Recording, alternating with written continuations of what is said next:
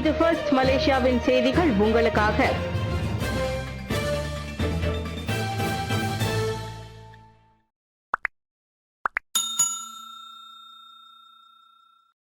சுஸ்மா சட்டத்தின் மறு ஆய்வு கடைசி கட்டத்தில் உள்ளது. உள்துறை அமைச்சு தகவல்.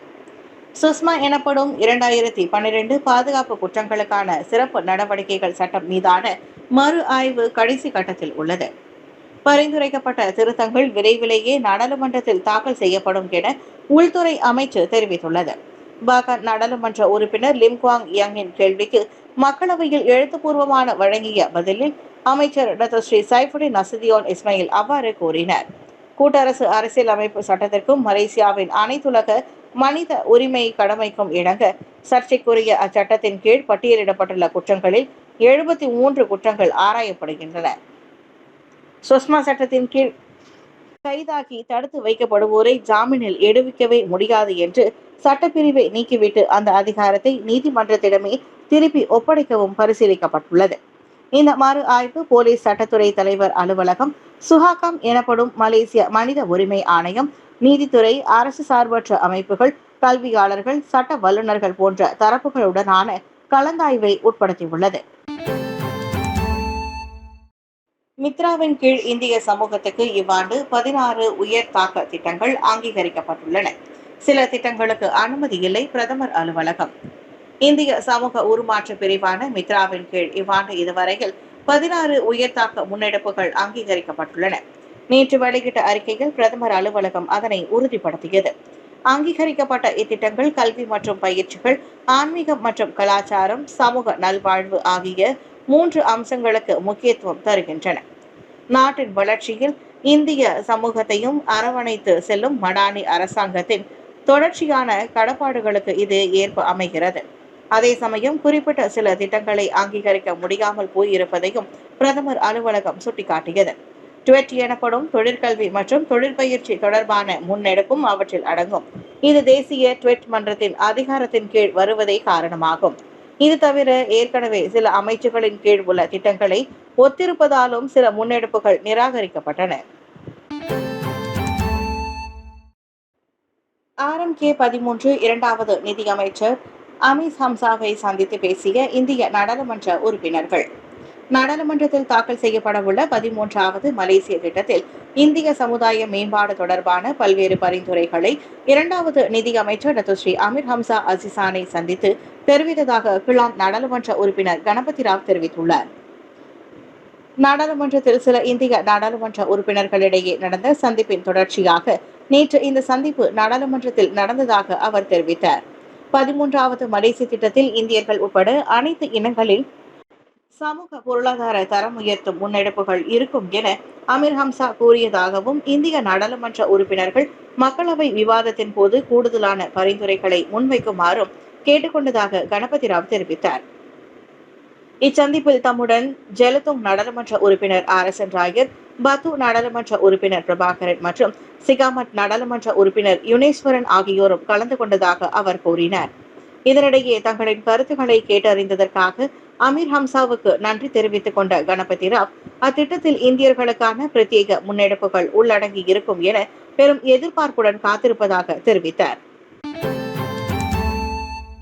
பேட்மிண்டன் சகாப்தம் லீ சாங் வெய்க்கு டத்தோஸ்ரீ விருது. நாட்டின் பேட்மிண்டன் சகாப்தம் லீ சாங் வெய்க்கு டத்தோஸ்ரீ விருது வழங்கி சிறப்பு செய்யப்பட்டுள்ளது. பினாங்கு ஆளுநர் துன் ரம்லி ngaங் தாலிப் அவர்களின் 84வது பிறந்த நாளை முன்னிட்டு லீ சாங் வெய்க்கு இவ்விருது வழங்கப்பட்டுள்ளது. பினாங்கு புக்கிட் மெதாஜாமில் பிறந்து வளர்ந்தவரான லீ சாங் வெய் தனது 17வது வயதில் தேசிய பேட்மிண்டன் குழுவில் விளையாட தொடங்கினார் என்பது குறிப்பிடத்தக்கது. பார்பி வடிவமைப்பாளர்கள் மரியோ பாலினோ, ஜியானி குரோசி இத்தாலியில் சாலை விபத்தில் பலி. புகழ்பெற்ற பார்பி பொம்மை வடிவமைப்பாளர்களான மாரியோ பாக்லினோ, ஜியானி கிராசி இருவரும் இத்தாலியில் நிகழ்ந்த கார் விபத்தில் உயிரிழந்துள்ளனர். நெடுஞ்சாலையில் 82 வயது முதியவர் எதிர் திசையில் நுழைந்து ஓட்டிய வாகனத்துடன் அவ்விருவரின் கார் நேருக்கு நேர் மோதியது. இதில் அவ்விருவருடன் பயணித்த வங்கியாளரும் சம்பவ இடத்திலேயே கொல்லப்பட்ட வேளை அவரின் மனைவி படுகாயமடைந்து மருத்துவமனையில் அனுமதிக்கப்பட்டார். தவறான சாலையில் புகுந்து விபத்துக்கான காரணமாக அந்த முதியவரும் கொல்லப்பட்டார். மரியோ மற்றும் ஜியோனியின் மறைவுக்கு பார்பி நிறுவனத்தின் அதிகாரப்பூர்வ இன்ஸ்டாகிராம் பக்கம் அனுதாபம் தெரிவித்துள்ளது. பொம்மை தயாரிப்பில் அவ்விருவரின் சேவை காலத்திற்கும் நினைவு கூறப்படும் என இரங்கலும் தெரிவிக்கப்பட்டது. முதலீட்டு மோசடியில் 8.7 மில்லியன் ரிங்கெட் இழந்த 53 வயது மருத்துவர். பங்கு வர்த்தக முதலீட்டில் அதிகமான லாபம் வரும் என நம்பி முதலீட்டு மோசடியில் 8.7 மில்லியன் ரிங்கெட் இழந்துள்ளார் 53 வயது மருத்துவர் ஒருவர். தான் பார்த்த விளம்பரம் ஒன்றின் மூலம் அறிமுகமான ஆடவனிடம் பேசிய போது 520 விழுக்காடு அதிகமான லாபம் கிடைக்கும் என கூறப்பட்டதை நம்பி ஏமாந்து அவர் இவ்வளவு பெரிய தொகையை ஏமாந்ததாக தெற்கு ஜொஹூர்பாரு போலீஸ் தலைவர் அஸ்ருல் ஹிஷாம் ஷஃபாய் கூறினார். இவ்வருடம் மே மாதம் முதல் ஜூலை மாதம் வரை பலமுறை சில வங்கி கணக்குகளின் கீழ் 8.7 மில்லியன் ரிங்கெட் செலுத்தப்பட்ட நிலையில் இதுவரை அவர் 6033 ரிங்கெட் மட்டுமே லாபமாக பெற்றுள்ளார். அதையும் 5 லட்சம் ரிங்கெட் முன்பணமாக செலுத்தத்தான் பெற முடியும். இதனிடையே தான் ஏமாற்றப்பட்டதை உணர்ந்த அம்மருத்துவர் நேற்று இதுகுறித்து போலீசில் புகார் செய்துள்ளார். காதலரின் தாய் கொலை, பெண் மீது குற்றச்சாட்டு. 2 வாரங்களுக்கு முன்பு தனது காதலரின் தாயாரை கொலை செய்ததாக வேலையில்லாத பெண் ஒருவர் மீது குற்றம் சாட்டப்பட்டது. மேஜிஸ்ட்ரேட் நைடதுல் அதிரா அஸ்மான் முன்னிலையில் வாசிக்கப்பட்ட குற்றச்சாட்டை புரிந்து கொண்டதற்கு அடையாளமாக 37 வயது பெண் தலையசைத்தார்.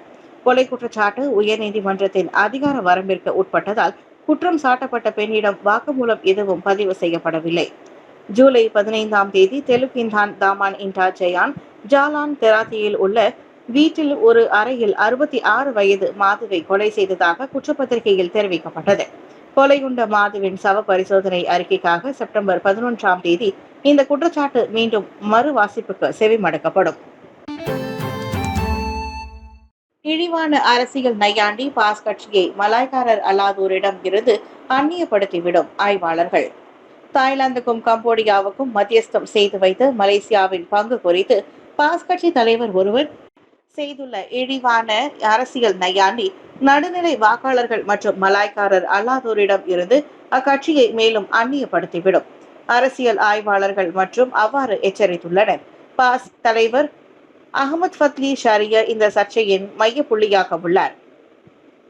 வாழைப்பழங்களுக்காக சண்டையிடும் ஓர் ஆட்டுக்கும் ஒரு செம்மறி ஆட்டுக்கும் இடையில் ஒரு குரங்கு நடுவராக செயல்படுவது போன்ற கார்ட்டூன் படத்தை அவர் பதிவேற்றியிருந்தார். ஆட்டுக்கும் செம்மறி ஆட்டுக்கும் இடையிலான வாழைப்பழ தகராறில் மத்தியஸ்தம் செய்ய ஒரு குரங்கு தேவையில்லை என அதற்கு அவர் தலைப்பும் வைத்தார். இதில் நடுவில் குரங்கு என அவர் குறிப்பிட்டது மலேசியாவையும் பிரதமர் ஸ்ரீ அன்வார் இப்ராஹிமையும் தான் என்பது அனைவருக்கும் தெரியும். இது பலரையும் முகம் சொலிக்க வைத்துள்ளது. என்னதான் அரசியல் வேறுபாடுகள் இருந்தாலும் அன்வாரை பிடிக்கவில்லை என்றாலும் அனைத்துலக அரங்கில் நாட்டையும் பிரதமரையும் நாம் விட்டுக் கொடுக்க கூடாது. அதுவும் தாய்லாந்து கம்போடியா எல்லை பிரச்சினை போன்ற ஒரு உணர்ச்சிகரமான விஷயத்தில் அவ்விரு நாடுகளையும் ஆடுகளை போல் சித்தரிப்பதும் ஒரு நாடாளுமன்ற உறுப்பினருக்கு அழகல்ல என அரசியல் பார்வையாளர்கள் சுட்டிக்காட்டினர். ஐஜேஎம் நெடுஞ்சாலை ஓட்டத்திற்காக என்பிஇ பெஸ்ரயா நெடுஞ்சாலைகள் தற்காலிக மூடல். ஐஜேஎம் டியோ ஹைவே சேலஞ்ச் ரன் 2025 ஓட்ட போட்டிக்காக என்பிஇ மற்றும் பெஸ்ரயா நெடுஞ்சாலைகள் ஆகஸ்ட் 3ஆம் தேதி ஞாயிற்றுக்கிழமை அதிகாலை 1 மணி முதல் காலை 11 மணி வரை மூடப்படும். என்பிஇ நெடுஞ்சாலையில் சுபாங்ஜயா கெவாஜி பான் ரவுண்ட் அபவுட்டின் 1.8 கிலோமீட்டரிலிருந்து பங்சாரின் 11 வரையிலுமான பகுதியிலும் குச்சாய் லாமா என்டர்பிரனர் பார்க்கிலிருந்து பன்பாய் டாலாம் டோல் சாவடி வரையிலான பகுதியிலும் இருவழி பாதைகளையும் இது பாதிக்கும்.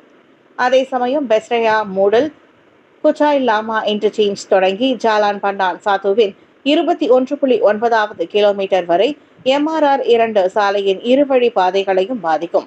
எனவே வாகன ஓட்டிகள் சுமூகமான பயணத்திற்கு மாற்று சாலைகளை பயன்படுத்துமாறு கேட்டுக் கொள்ளப்படுகின்றனர்.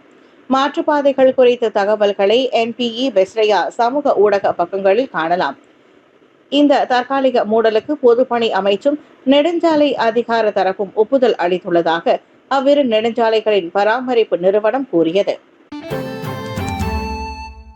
பாலத்தின் கீழ் கண்டெடுக்கப்பட்ட சடலம் 4 நாட்களுக்கு முன் காணாமல் போன கல்லூரி மாணவியினுடையது.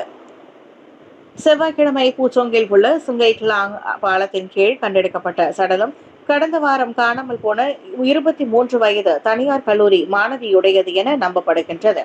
கடந்த ஜூலை 26ஆம் தேதியன்று அப்பெண் காணாமல் போய்விட்டதாக போலீசாருக்கு புகார் வந்தது என்று சுபாங் ஜெயா மாவட்ட காவல்துறை தலைவர் வான் அஸ்லான் வான் மமாட் தெரிவித்துள்ளார்.